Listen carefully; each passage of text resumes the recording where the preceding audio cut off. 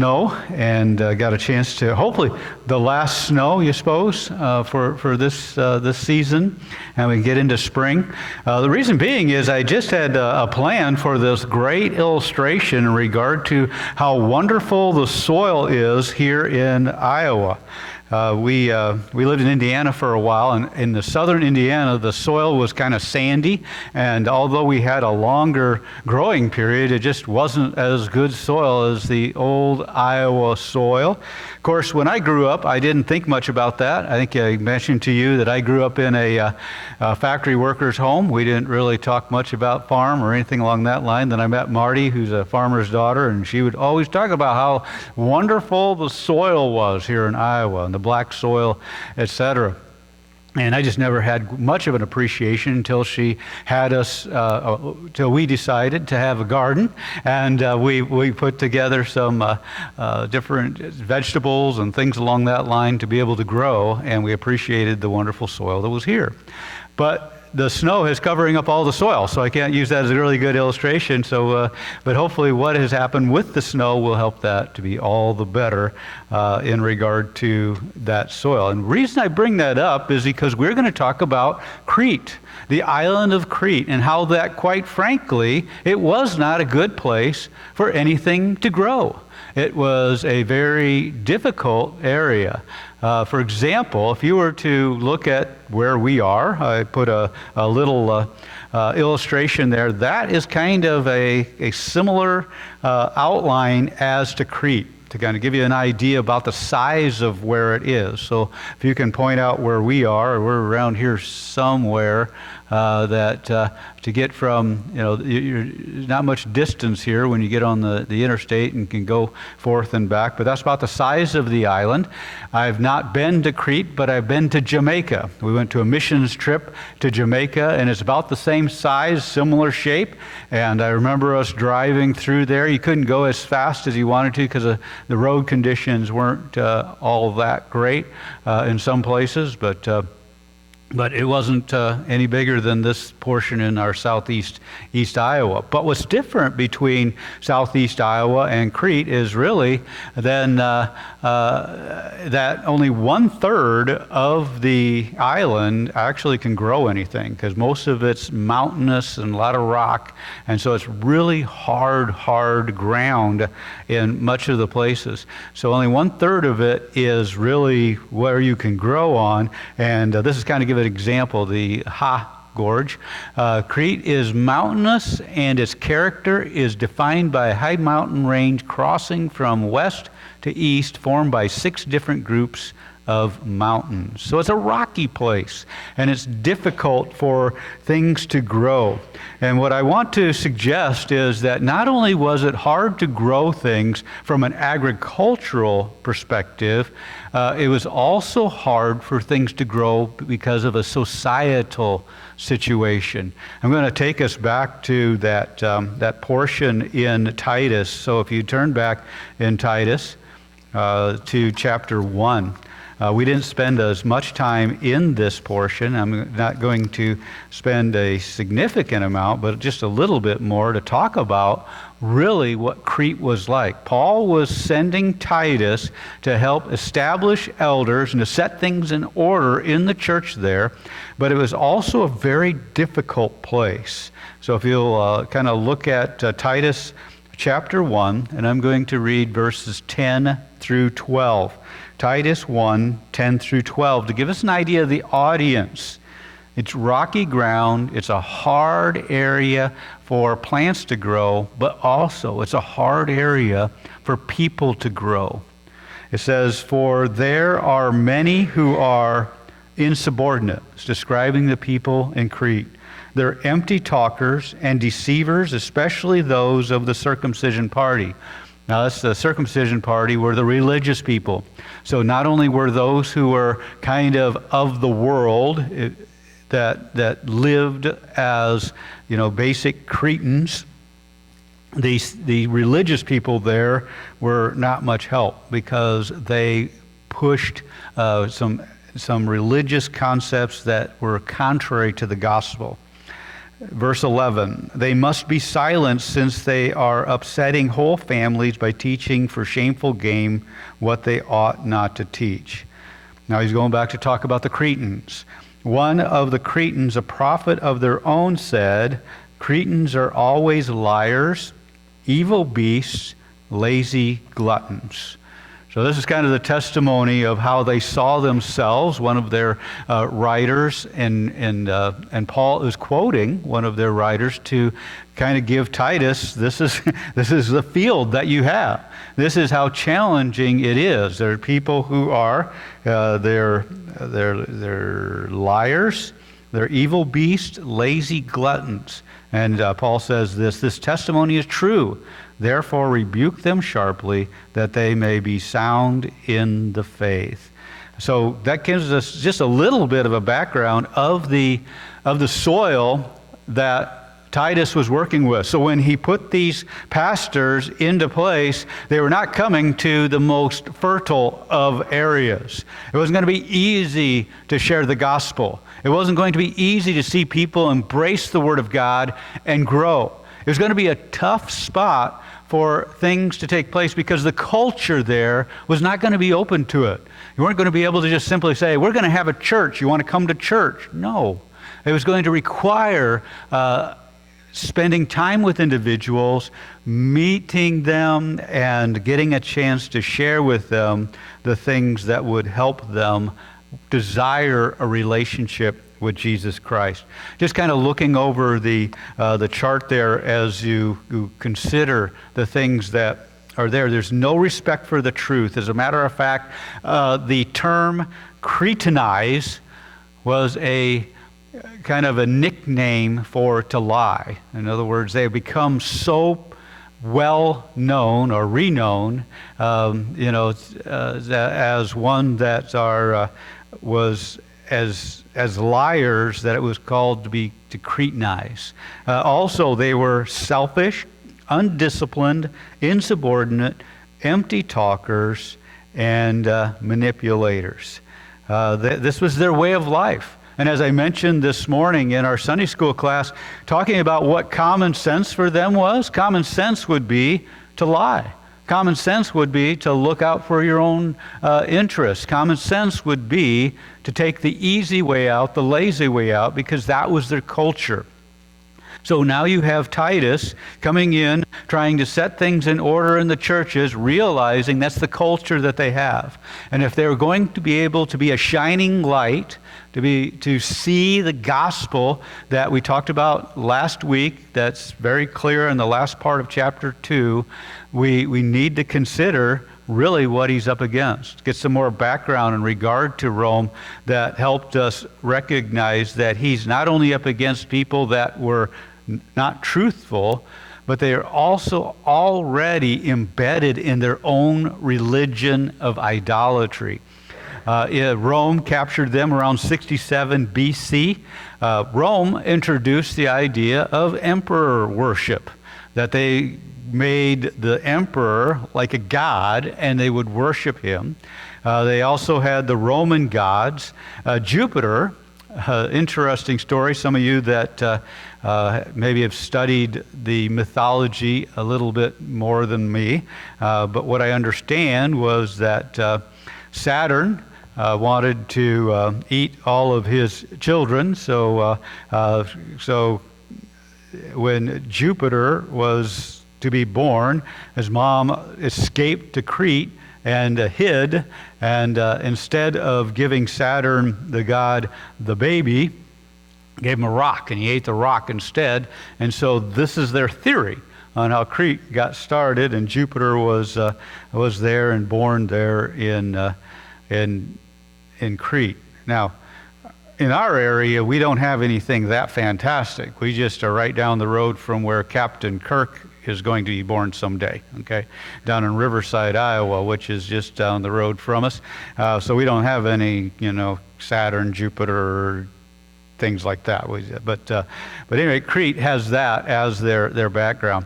So we've already established that it's going to be a tough place for people to hear the gospel.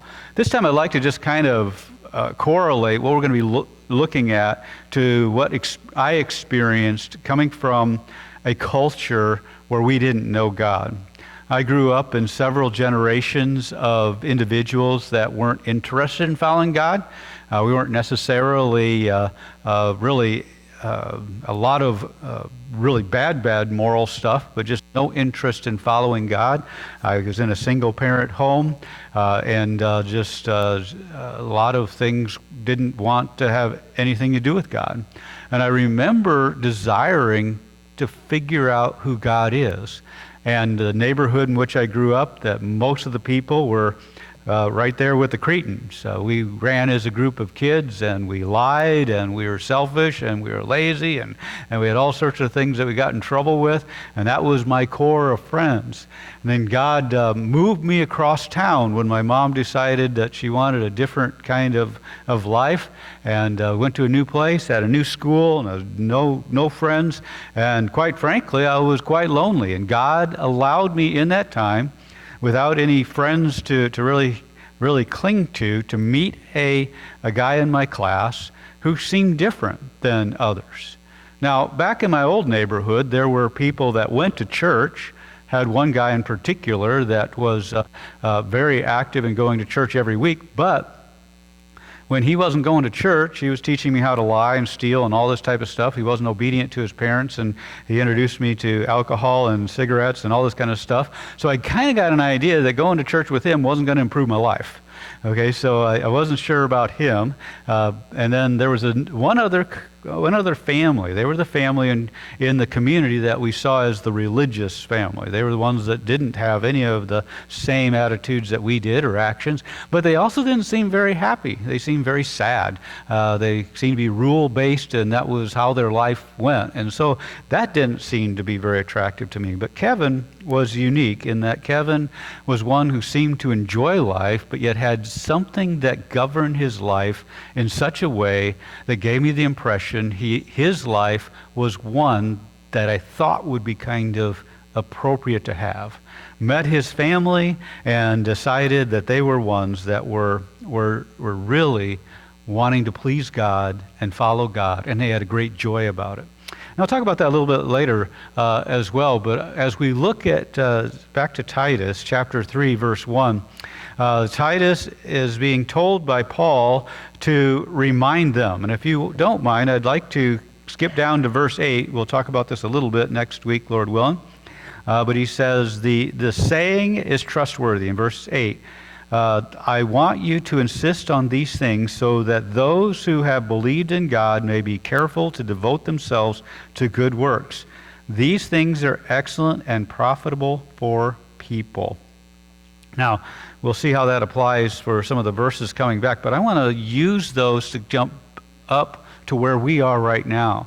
Paul is talking about some critical things. We're going to look at 7 of them that are important and are good in presenting ourselves as being godly, but it says that they are excellent and profitable for people.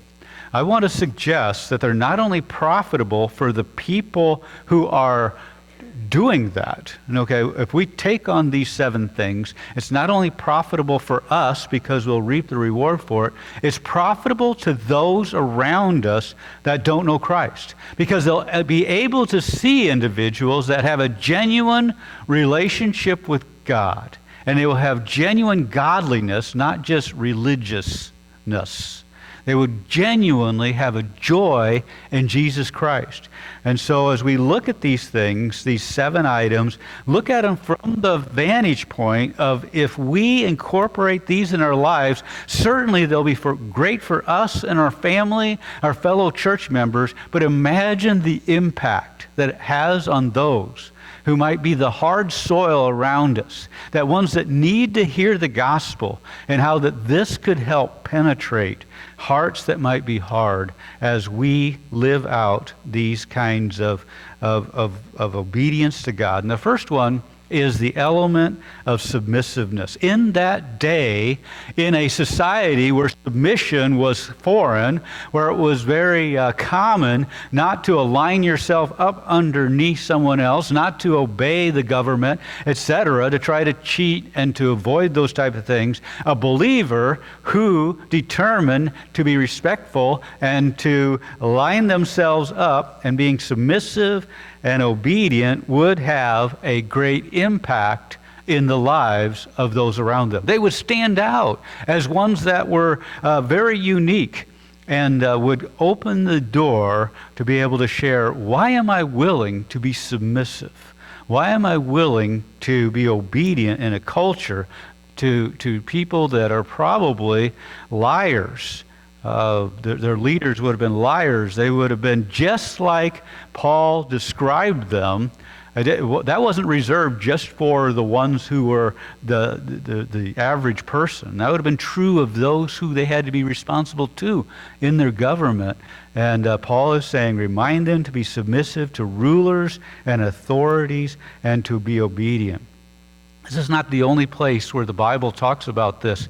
You look at Romans chapter 13, if you don't mind turning with me to look at Romans 13, where we have an encouragement from all of the book of Romans. Has been all about doctrine, how great God is, how God has provided for us salvation, that we were all ones that have fallen short of the glory of God, that the gospel comes in, that we have an opportunity to live for Him, as Romans chapter 12 talks about, that we can make ourselves a living sacrifice. In chapter 13, he goes in to talk about what it is like for a believer to respond to those in authority over us that are the civil government. It says, let every person, verse 1, Romans 13, be subject to the governing authorities, for there is no authority except from God. And those that exist have been instituted by God. Therefore, whoever resists the authority resists what God has appointed, and those who resist will incur judgment. For rulers are not a terror to good conduct, but to bad. Would you have no fear of the one who is in authority?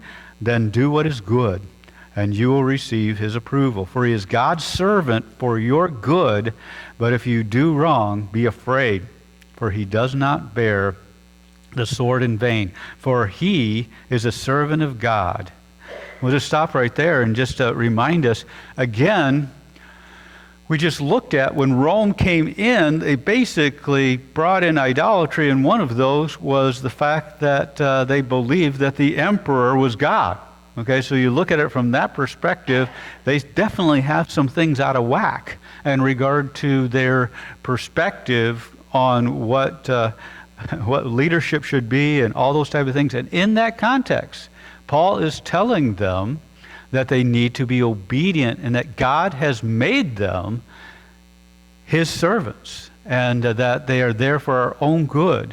And I tell you that there's sometimes I wonder about that, and I look and I say, is this really for my own good? But I have to be obedient to the Scriptures and say, my willingness to be respectful and to be obedient to government is a testimony to those around me. And a testimony of my desire to be obedient, not necessarily to them because they deserve it, but because my God tells me to. And that's what I'm supposed to do. 1 Peter, similarly, he says, for the Lord's sake, to subject ourselves. And in 1 Timothy 2, 1 through 2, we are to pray for our kings and all those that are over us. Now, in our situation, we have some excellent opportunities to do something they didn't have back then. They didn't have an opportunity to have an influence in who might be in the areas of ruling. We in our country, we do. And so there's some things that we might want to incorporate in that as well as praying and voting and all those type of things. But recognizing whatever comes out, that is God's will, and our responsibility is to submit and to line ourselves up underneath that. And when it doesn't come to a situation where it keeps us from being obedient to God, as we see in Acts, we ought to be willing to follow that, and that becomes a testimony to those who are around. The second word that we come up with is to be helpful. So be obedient, to be submissive. The second one is to be helpful. Paul says this, be ready for every good work. Galatians chapter 6, verse 10 says, do good to everyone.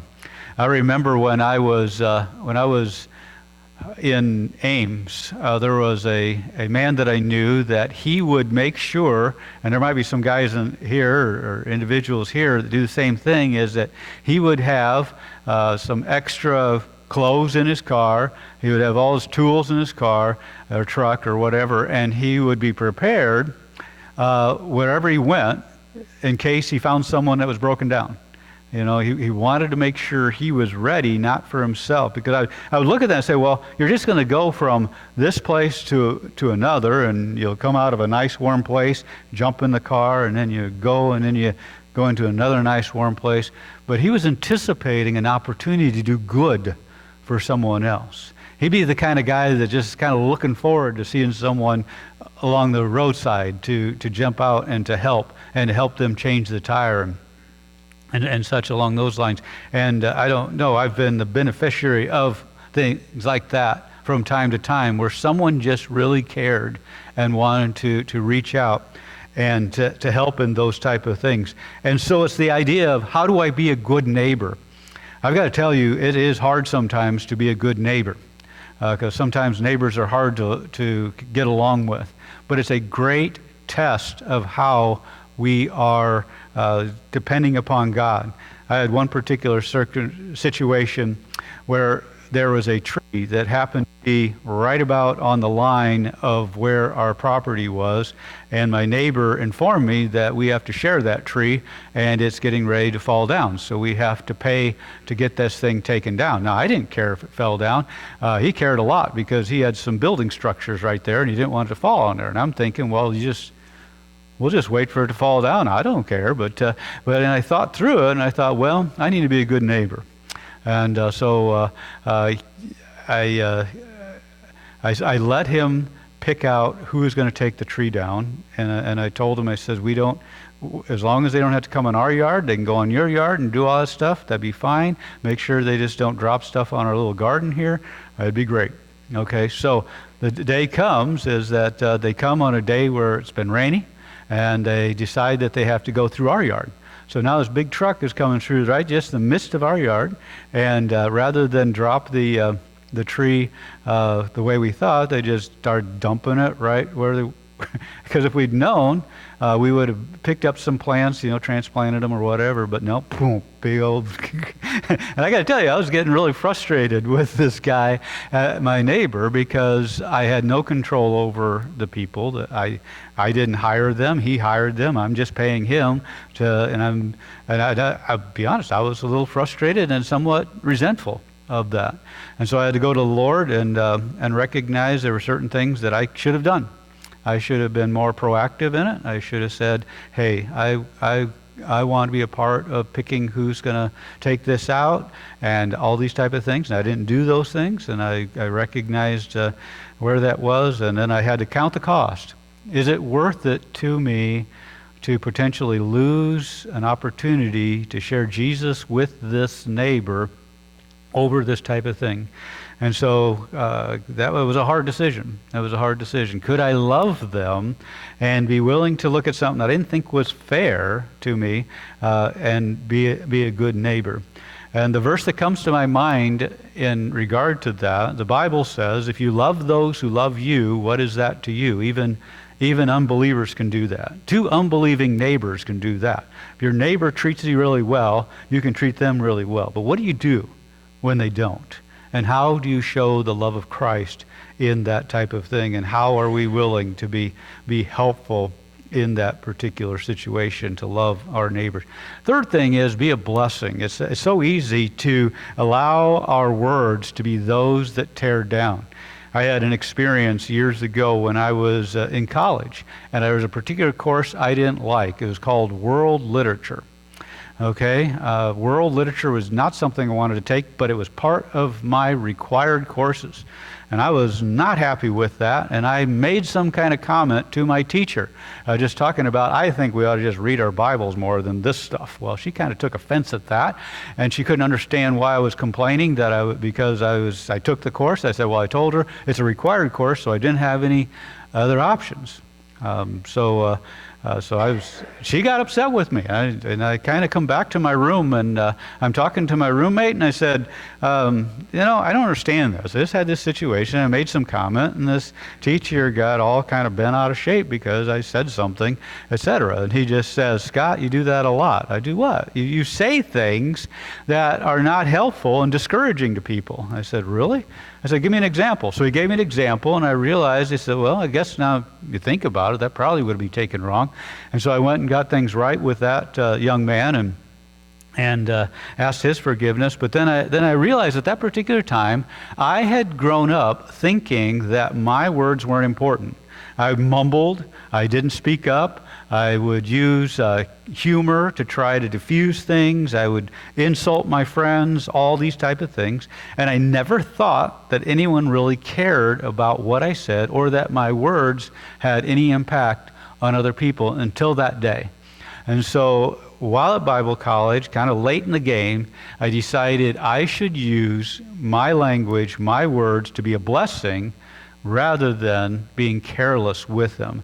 And so from that point on, I worked at trying to, rather than speaking evil, or even sometimes I wouldn't have considered evil, but carelessly, I thought about what ways I can encourage other people. Significant change in my life that has opened the door for me to be able to do the things that I do now, but was a clear blind spot of mine back in the day.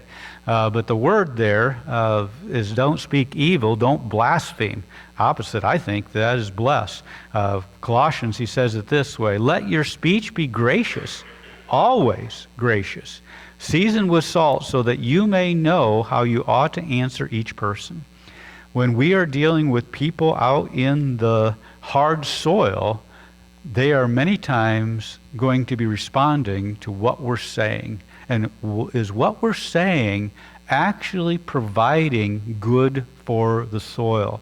I don't know much about soil, but someone's said that there's certain things you can put on soil to make it more apt to grow. And basically, we need to be considering how our words could actually accomplish that we could be words of blessing that encourage people to listen to what the gospel might be. A fourth word that is kind of helpful in regard to that is to be peaceful. It says to avoid quarreling. Of course, you know that I've certified Christian conciliator, peacemaker for years. This is kind of an important thing to you, but I've got to admit that is not my normal bent. I am not a peacemaker by nature. I am a peace faker.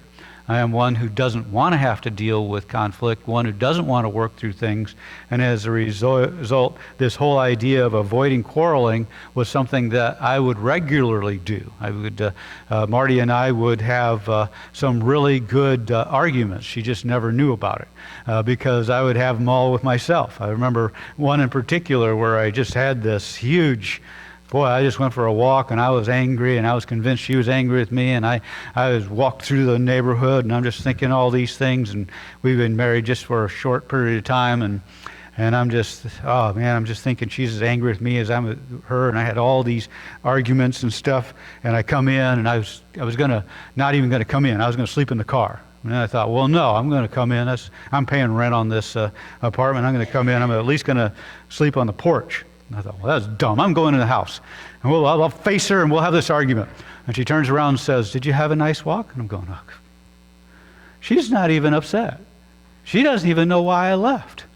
I'm having my own argument with myself. And I learned a lot from that particular one. But basically, the encouragement on this is for us to pursue peace, that we not be ones that are willing to fight. And I would say even fight in our own hearts and our own minds with someone else. So we want to have peace inside as well as outside. Jesus made it very clear that we can actually murder people in our minds. We can become so bitter and so angry with them that is what our sin is, being angry with other people. And we're having those debates in our minds and we're quarreling. But this is talking about externally with other people to fight and get what we want. But he says to repay no one evil for evil or reviling for reviling, but on the contrary, bless. For to this you were called, that you may obtain a blessing. Let him seek peace and pursue it, out of 1 Peter chapter 3. Just the encouragement that I should want to pursue peace, so that when I talk to someone about having peace with God, as an ambassador for Jesus Christ, they shouldn't look at me and wonder, well, how would I know anything about peace? I seem to be fighting all the time, or I don't seem to have peace in my own heart. And that if I can have a peace in my heart and experience not only a peace with God, but the peace of God, then I can be a peacemaker in the lives of other people to come alongside them. This will help us when we are amongst those that might be in the rocky soil and prone to want to gossip, and we are tempted to be pulled into that gossip. How do we use our mouths in such a way that blesses rather than gets a part of the conflict? Fifth area is that of be reasonable. It says to be gentle. Philippians 4:5, we're talking about the concept of anxiety. Paul is, let me just turn to Philippians chapter 4. I think it's an excellent portion of Scripture to highlight, because we can go back to chapter 4, verse 1. Philippians 4, verse 1, he starts the chapter out by talking about the importance of his love for them, and then he goes in verse 2. He says, I entreat Euodia and I entreat Syntyche to agree in the Lord. Yes, I ask you also, true companion, help these women who have labored side by side with me in the gospel, together with Clement and the rest of my fellow workers whose names are in the book of life. This is an issue of peacemaking here, and Paul is writing to the Philippians and saying there's Euodia and there's Syntyche. Now, Euodia and Syntyche are not just some women who are in the church that have no involvement or just kind of on the fringe and are causing some troubles. These are women that have served faithfully in the church. And what I think is very interesting is Paul hasn't said this, and he's capable of doing it because he does it in other areas. He doesn't say, tell Syntyche to get her act in order and quit being a problem. He doesn't tell the other lady, Euodia, for her to quit sinning and get her act in order. Here are two individuals that aren't of the same mind. And there is an issue between them, and it's not as cut and dry and say one's right and one's wrong. That they are ones that have served along together. They are working through something, but they don't agree. And Paul is saying, work out something that helps them to be able to agree. Come alongside them. And this is the context of this. So it kind of gives us an illustration for the peaceful one before. But under reasonableness, Philippians goes on to say here, verse 4 of Philippians 4, rejoice in the Lord always. Again I say rejoice. Let your reasonableness be known to everyone. The Lord is at hand. As we think about not only the case of Euodia and Syntyche, but just all the people that are observing what's going on, are we acting reasonable? Are we willing to look at things from the perspective that we are wanting to be reasonable with other people? This is, as I thought about this, is going to be quite a stretch for the Cretans, or with the Cretans, because they had a hard time being able to really defer to one another, to be gentle. They wanted things their own way. They would lie to get what they wanted. They would not be willing to work together. And so as we think about checking our own thinking, what our reasonableness is, what we have, are we willing to think about people that are around us? Are we willing, as some have said, are we willing to recognize that there are some things that we maybe need to defer to others in regard to it? let our reasonableness be known to everyone, because God is right there. God is with us. God is providing for us. We can trust Him. We don't have to ensure somebody else is, we're getting that from them. Maybe that's a word for Euodia and Syntyche, because they were depending too much on the other providing what they needed.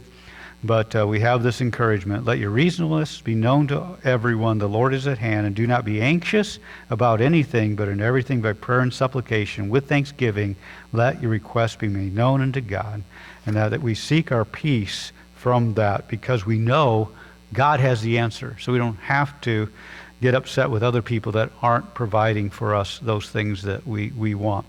Number 6, consider it, and to show perfect courtesy toward all people. Let each of you look not only to his own interests, but also to the interests of others, being willing to defer to them and to be mature in the area of setting our desires aside.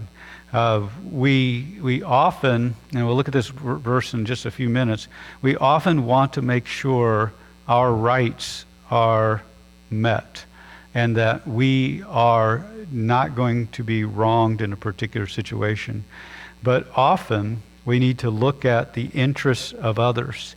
Philippians chapter 2 encourages us, let each of you look not only unto his own interests, but also to the interests of others, of being concerned about what is it that's motivating this other person. We will look at this a little bit more next week in Sunday school as we look at how we can serve one another. But the idea of how do the interests of others come into consideration when I'm working through some things. And why is that important?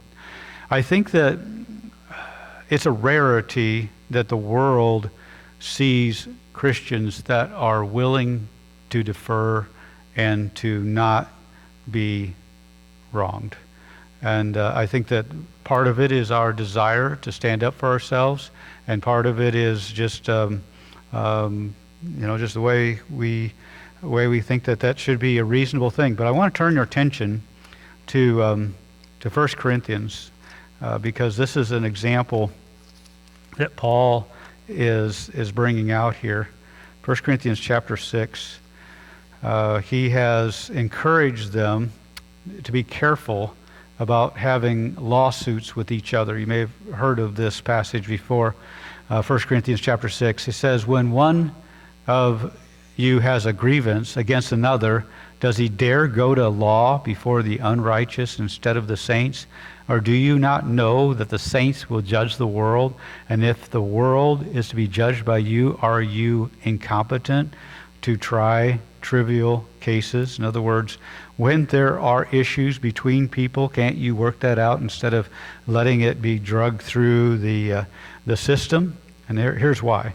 Verse 4. So, if you have such cases, why do you lay them before those who have no standing in the church?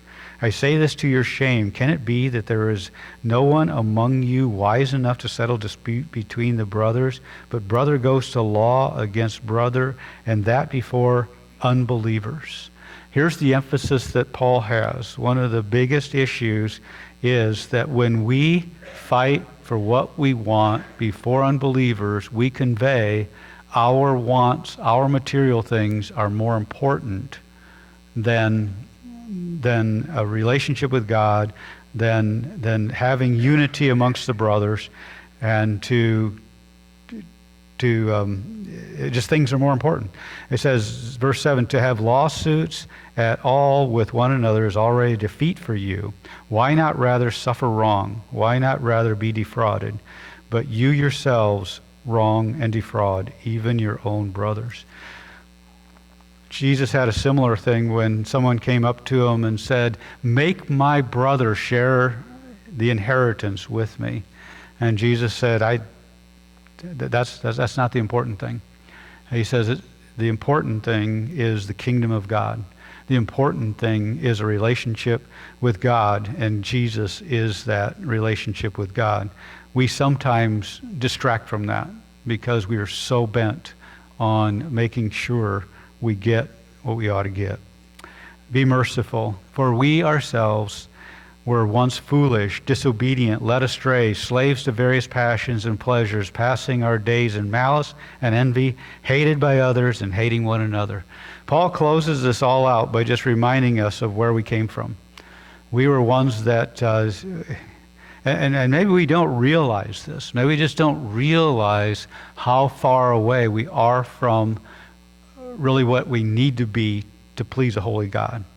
The Bible tells us none are righteous, no, not one. All our righteousnesses are as filthy rags. We may not see ourselves in here, but in God's sight, that's where we are. 1 Corinthians says this. We were just in that passage, but I wanted to highlight this. But you yourselves wrong and defraud even your own brothers. But he says this, and such were some of you. In 1 Corinthians chapter 6, he has a list of all the sinful people, all the people that would have been true of Crete, all the people that might be true of the ones that maybe you work with or that you know or that are around in the hard soils that you know about. And Paul says it this, and such were some of you. Same thing he says in Titus, for we ourselves were once foolish, disobedient, led astray. We need to come at those who are lost as ones that understand we were lost once too. And we were at a time when we did not have hope. And so we come to people not out of our righteousness. We come out of our brokenness and our appreciation for a God who has given us grace and given us mercy. We close with this idea out of that same one. These things are excellent and profitable for people. If we attempt to put these 7 things in our lives, people will see us in such a way to where we might be used of God to soften that hard ground, to be used of God to be able to provide that which would be good soil for people to hear the gospel. Back to my story, when I spent time with Kevin and his family, one of the things that impressed me the most was their great dedication to God, but their great joy, their consistency in their personal lives, and their willingness to share that with me, and their willingness to defer and to put themselves out to be able to help me to be able to come to church and be a part of what they had. And those were things that were important to me to help with the hard soil of my heart, to where when the gospel came, I was ready to accept what God has said, because there were no longer those things in the way. When I was in the old neighborhood, and when the religious ones or the ones that were faking going to church attempted to bring me along, I was not interested, because I saw they were not doing anything to help the soil of my heart. If anything, they were distracting from it. May we be ones that are helping the soil of people's hearts by living lives that encourage them. Father, I thank you. I think of the individuals that I'm attempting to share the gospel with there in our town. And I think about, how am I treating them? How am I interacting with them? How am I trying to get to a place of sharing the gospel? Lord, I pray that you would help me to be consistent, help me to be caring for them, help me to desire to do these things that Paul talks about to Titus. Father, I pray for my friends here that they might have individuals that they bump into, ones that they want to share the gospel with. Help them to be mindful that you are willing to help them to be able to walk in a way that is pleasing to you and that might be beneficial to those in which they interact with, so that they too might come to know Christ. And I thank you for your love for us. In Jesus' name, amen.